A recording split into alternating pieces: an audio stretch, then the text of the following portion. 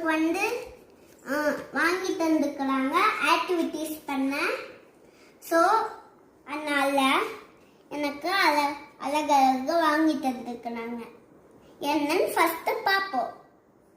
First வந்து this first பேஜ்ல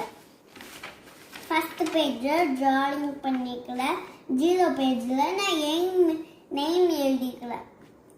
next one குட்டி குட்டி கலரிங் புக். நெக்ஸ்ட் மூணாவது இது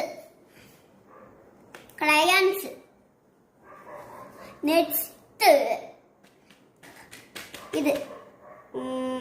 இது sketch.